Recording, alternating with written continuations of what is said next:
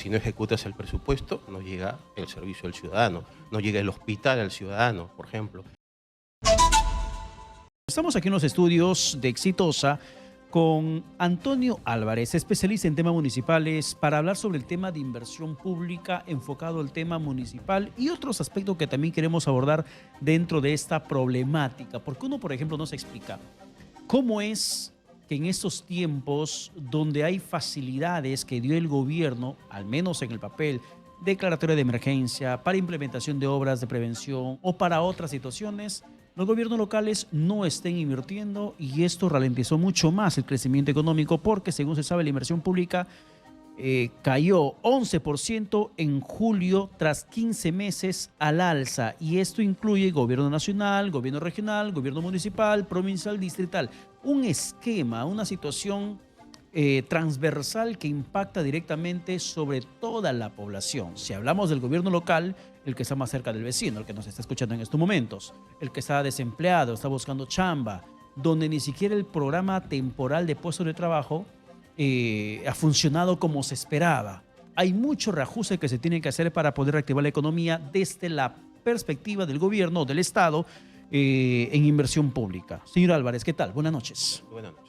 Gracias por estar con nosotros. Explíquenos un poco más, por favor, este impacto sobre la caída de la inversión pública al 11%, según se conoció en este mes de julio. Bueno, si vamos a hablar de acerca un poco el micrófono hacia usted. Jale el micrófono hacia usted. Listo. Bueno, si vamos a hablar más o menos de lo que es el impacto negativo, el retroceso que ha habido a nivel de gobierno local, a nivel de gobiernos regionales, debemos considerar que han habido una serie de factores exógenos, más que nada, vinculados a cambio de gestión, primero. Segundo, obviamente, al tema del ciclón Yaku, que agarró a la mayor parte de pliegos entrando. Y tercero, considero que también el factor humano tiene una cuota importante en la, digamos, en el retroceso, en este flujo de inversiones, sobre todo en temas de infraestructura. Porque haciendo un comparado, obviamente, a esta época del año, a más o menos 15 meses atrás, 11 meses atrás, estamos agarrando gestiones que estaban saliendo y que por ahí podrían tener una mejor expertise, dado que venían de 2 años, 3 años consecutivos, 4 años consecutivos de gestión, ¿no? Es un tema que hay que considerar de todas maneras al momento de hacer este corte en cuanto a infraestructura.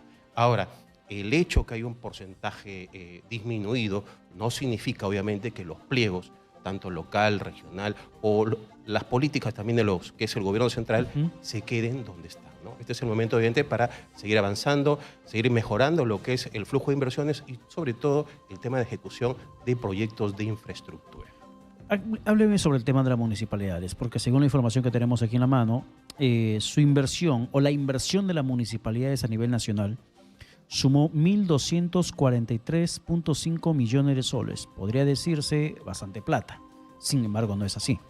Lo que significa una caída del 25% en julio. Y de acuerdo con la data de transparencia económica del MEF, al 31 del mes pasado se obtiene esa cifra. Sin embargo, ¿por qué se da esta caída? Si hay facilidades, si hay presupuesto, si hay dinero transferido, si hay el mecanismo de incentivo desde el gobierno nacional a los gobiernos municipales, ¿por qué no se da la inversión pública a ese nivel del Estado? Cuando hablamos de lo que es inversión pública y midiendo lo que es la demora en la ejecución, es el proceso mismo. Una vez que tú recibes tu presupuesto, lo incorporas a tu pliego mediante resolución del titular de tu entidad, sea alcalde o gobernador regional, empieza todo un proceso interno. Tiene que entrar al área de planeamiento y presupuesto, tiene que pasar por el área de administración y finanzas, pasar por el área de logística obligatoriamente, hasta llegar a las áreas de línea. Por ejemplo, si tú tienes para desarrollar un proyecto de infraestructura que ya tiene un código SNIP, de los 2 últimos años o 3 últimos años, y digamos, no dinamizas tu procedimiento interno, es ahí donde vas a tener la demora. Entonces, si bien es cierto, podríamos tener factores exógenos y hasta vinculados a problemas climatológicos, como lo fue el Yaku, pero el proceso y el factor humano, desde mi punto de vista, cobran una situación singular, una situación importante. En la medida que no se dinamicen los procesos y obviamente los especialistas, los técnicos, no estén detrás de los procedimientos, vamos a tener esta demora, ¿no? A pesar que obviamente ya estamos ya a mitad de año, y la mayor parte de pliegos ya debería estar superando el 50% de ejecución, ¿no?, en estas obras de infraestructura. Y cuando hablamos de SNIP, estamos hablando de la partida de nacimiento de un proyecto de inversión pública. Efectivamente. Pero Así esa partida de nacimiento, ese código que le dan para que identifiquen el proyecto tal de un gobierno municipal, regional o el mismo nacional, no significa que prontamente se va a construir. En lo absoluto, así es. No Y es significa- ahí donde vemos precisamente que año tras año tienen que actualizar el expediente técnico, actualizar el perfil de proyecto y se ralentiza más la inversión pública. ¿Cómo impacta eso directamente en la población? No, de manera negativa, definitivamente. Si no ejecutas el presupuesto, no llega el servicio al ciudadano, no llega el hospital al ciudadano, por ejemplo, no llega una política de seguridad ciudadana al ciudadano, por ejemplo, una política de salud. Entonces, ves cómo ahí se demora, definitivamente. Es cierto, el código SNIP no te garantiza absolutamente nada Que de se va a eso. ejecutar. Exacto, pero lo bueno es que el ciudadano puede hacer el seguimiento del código SNIP. Imagínate, si tú entras ahora en atención al detalle económico que ha referido al portal amigable del Ministerio de Economía y Finanzas, vas a ver códigos SNIP que tienen 0000 de ejecución. Sí, muchísimos. Muchísimos códigos SNIP. Y el código SNIP no es otra cosa que un sistema administrativo que evidencia que el proyecto tiene viabilidad. Entonces, ¿por qué no lo hacen viable? ¿Por qué no lo hacen ejecutable? Hay un gran problema ahí que no solamente atañe a los gobiernos locales, sino también a los regionales y en muchos casos a ministerios. En muchísimos casos. ¿La solución cuál tendría que ser? Me parece que hacer un seguimiento idóneo de lo que es el procedimiento y apostar mucho con el factor humano es importante, porque el funcionario tiene que estar detrás de los procedimientos. Un funcionario que no tiene la expertise suficiente o que divaga en los procedimientos va a tener muchos problemas en consolidar, obviamente, que esto llegue al usuario final. O sea, esto no solamente se trata de un aspecto burocrático, de tramitología, de instancias, revisiones, observaciones que a un alcalde le hace un funcionario del Ministerio de Economía y Finanzas en su expediente técnico, que esto va, esto no va, así que anda, corrige, vuelve el próximo mes, pasan 3 meses, 4 meses, un año, el proyecto nunca recibe financiamiento, etc., etc., etc. Es el pan de cada día de miles de alcaldes frente al gobierno nacional. Efectivamente. Eso pasa siempre. No solamente se trata de eso, la calidad humana del funcionario. El factor humano ¿Cuánto es podría importante. influir en la agilización de ejecución de inversión pública? De manera sustantiva, si tú tienes un funcionario a cargo del área de planeamiento y presupuesto, a cargo del área de administración y finanzas, a cargo con mucha experiencia en el área de logística o abastecimiento, por favor, ellos son los principales llamados a destrabar, ¿no? Estos procedimientos que tal vez se puedan entrampar tanto en la provincial, que puede ser cuando hay un proyecto conjunto, en la regional o incluso a nivel de gobierno central, ¿no es cierto? Entonces, me parece que a nivel de estos pliegos, de estos gobiernos subnacionales, se tiene que institucionalizar o hacer mucho más dinámica estas reuniones de destrave de proyectos. Es importante no esperar que el Ejecutivo promueva estas reuniones. Esto puede ser liderado de abajo arriba, ¿no? No necesariamente esperar que se lidere de arriba abajo, ¿no? Por eso el alcalde distrital, provincial, gobernador regional, tiene que estar detrás de la consolidación de sus proyectos de inversión. Y si el problema también es de funcionarios de calidad humana, este anuncio de la presidenta de crear este programa Compunche Gerentes, en la que anuncia la contratación de 300 gerentes públicos de ese servir, ¿puede ser la solución? Me parece que no. ¿Por qué? Veamos. Si van a ser solamente 300, nos damos cuenta que la carga de funcionarios a nivel nacional es muchísimo más. Entonces estaríamos hablando que serían 300 gerentes para cargos específicos, cargos prácticamente vinculados a lo que podría ser una gerencia municipal, ¿no? Pero incluso hablamos de más de 300 corporativos a nivel nacional. ¿Por qué necesariamente 300? ¿No es cierto? Ahora, si vas a ser un funcionario que va a tener a cargo todo un corporativo, es importante no solamente cumplir con el perfil, sino también tener la experiencia de campo, haber sacado adelante procedimientos complejos, haber destrabado partidas presupuestales que eran prácticamente inviables de sacar y las has sacado adelante, haber superado procedimientos de Contraloría, ¿no? Incluso hasta han habido denuncias penales a funcionarios, pero se han caído porque no han tenido razón de ser ni sustento objetivo. Entonces, me parece que en la medida que sea un funcionario idóneo, capaz, con experiencia, con recorrido, con trayectoria, podría cumplir el objetivo. Pero podría ser la solución al problema, podría ser la fórmula mágica que tantas veces se busca, porque muchas veces la corrupción no se da en la gerencia como tal, sino se da en los funcionarios de mando medio, se da en planificación, se da en tesorería, se da en presupuesto, se da dentro de lo que es logística, en la cotización de un servicio, la cotización de un producto, de un bien que tiene que comprar. Allí se gestan los retrasos o la corrupción que termina finalmente detectando Contraloría y paralizando el proyecto. Efectivamente, pero si se trata de avanzar de manera corporativa, en equipo, bueno, podría sumar, pero no sería un factor determinante, definitivamente. ¿No? Esta situación que está pasando con esta ralentización de la inversión pública impacta en el tema de la recesión técnica que muchos aseveran que estamos atravesando y que el ministro lo quiere negar, ministro de Economía. De cierta forma, a ver, si nosotros pongamos como referencia los códigos SNIF. Ya. ¿No? Si los códigos SNIF se concretaran al 100%, yo te aseguro que habría un mayor flujo de inversiones, porque obviamente desarrollar un proyecto implica mano de obra, ¿no? Implica hacer inversiones y una serie de beneficios para el ciudadano. Entonces me parece que en la medida que eso se pudiese haber consolidado al 100%, podríamos hablar que tal vez la recesión técnica no tuviese cabida. Ahora, si bien es cierto, hay que agregar factores ambientales, hay que agregar factores políticos, factores vinculados también a lo que es el reclamo social, ¿no? A la demanda social, que bueno que malo también influyen, ¿no? En estos momentos, lamentablemente tenemos, desde mi punto de vista, una recesión, una ligera recesión que hay que saber abordar y sacar adelante sobre la base del sinceramiento.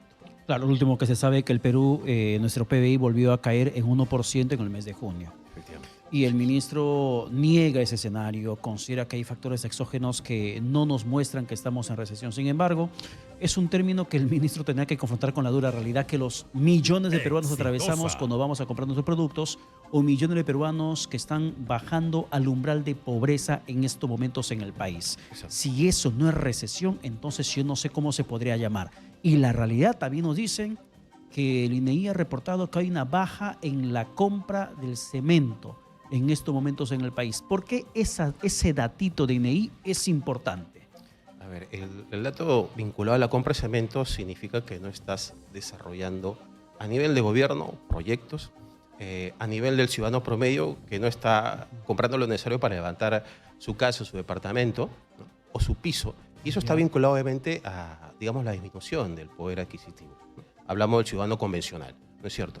Y a nivel de lo que pudiese ser gobierno, falta ejecución y consolidación de los proyectos, ¿no? Porque prácticamente todos los proyectos de infraestructura están asociados obviamente al desarrollo e inversión en el cemento. Los datos adelantados del INEI muestran que el consumo interno de cemento sumó 10 meses de caída en junio y retrocedió en el mes de junio 10.58%. Y tenemos mucho por reconstruir. Por supuesto. Y no estamos haciendo nada. Digamos que dentro de lo que se viene, este niño global, hay que esperar. Yo soy de la idea que habría que esperar cómo más o menos enfrentamos este niño global, qué tanto, digamos, a nivel de infraestructura, qué tanto perjuicio o daño pueda causar para empezar a hablar ya de lo que es una reconstrucción. Por lo pronto, la concentración está en los trabajos de prevención. Al plazo inmediato, ¿no? Lo más pronto que tú tienes es la descolmatación, ¿no? Que es lo que te va a permitir afrontar incremento de caudales o activación de quebrada. Pero no tanto, porque yo conversé por la quincena de junio, si mal no recuerdo, hace ya casi 2 meses, con un alcalde de Ica, siempre recuerdo esa entrevista, que nos mencionaba que cuando pasó el tema del IACO le dijeron, bueno, dispón presupuesto que tienes allí hasta el 25% para proyectos de mitigación o de atención por emergencia y que luego te reponemos. Y tenía este alcalde 8 fichas de proyectos de inversión público con código SNIP para que pueda ser financiado, expediente técnico aprobado, viabilidad aprobada y todo lo demás. Le dijeron hasta la quincena de junio. Era 15 de junio y nunca le llegó la plata. Pasó el tiempo, otros alcaldes salieron con la misma información. Tengo proyectos porque descolmatación es preventivo y es paliativo. En realidad es una medida paliativa porque el río otra vez se va a colmatar. Es paliativa esa medida de más de 1.400 millones de soles. Necesito obra de mayor envergadura, que necesito la plata para hacerlo en 3-4 meses, que el tiempo me puede dar y la plata nunca llega. Ahí está el problema también, la planificación. ¿Qué cosas podríamos estar haciendo ahora mismo para dinamizar mucho más la economía? A ver, si hablamos de lo que es dinamizar la economía y que ésta se vincule de manera directa a lo que es tener trabajos preventivos mucho más consolidados al de descolmatar un río, bueno, definitivamente ahí la decisión y el manejo y la distribución del presupuesto está a cargo del Ministerio de Economía y Finanzas, definitivamente. ¿Por qué es que no le llegó el presupuesto, por ejemplo, al gobierno regional de Ica? O si es que le ha llegado, tal vez a lo mejor no le ha llegado de manera completa, ¿no? Obviamente, el Ministerio de Economía es el que tiene que hacer, digamos, tomar el referente necesario y establecer la decisión por qué es que no lo ha hecho. Si ya está con los códigos completos, no hay motivo. Por ejemplo, si tuviéramos la capacidad estatal de aprovechar o de tomar las crisis como la que atravesamos como oportunidades, como lo hacen otras naciones que son prósperas y desarrolladas, ¿qué cosa tendríamos que estar ejecutando en estos momentos a nivel de inversión pública o al menos a nivel de inversión pública desde la municipalidad? Bueno, a nivel de lo que es gobiernos municipales, hay que tener también como referencia que los proyectos que requieren mayor inversión tienen muchas veces que ser articulados y esperar el desembolso del presupuesto por parte del gobierno central, efectivamente. Entonces, si hablamos de crisis, lo estamos asociando obviamente a situaciones de riesgo, ¿no es cierto? Fenómenos naturales, todo lo que hemos pasado en los últimos años. Aprender del ejemplo, aprender de los niños que nosotros hemos tenido. ¿Qué pasa? Porque es que no se han implementado al 100% megaproyectos vinculados a consolidar de manera más sustantiva trabajos preventivos y no dejarlo solamente en lo que son temas a corto plazo como descolmatación. Ya, ahí viene la falta de planificación, ahí viene la falta de planeamiento, ahí viene la falta de consolidación de una estrategia que tiene que salir del gobierno central y consolidarse hasta donde llega el ciudadano, que lo ve el gobierno local o los gobiernos distritales o provinciales. Ese es el gran problema que nosotros, digamos, año a año, gestión tras gestión, gobierno tras gobierno, venimos teniendo. Por eso yo coincido, o sustento de que el factor humano es importante, es básico el factor humano, y es al margen de los procesos. Y es donde menos muestran interés. Estamos estableciendo muchos, bastante. Muchísimas gracias por estar con nosotros. A usted. Ha sido Antonio Álvarez, especialista en temas municipales, conversando con nosotros sobre ese tema que impacta directamente sobre cada uno de nosotros.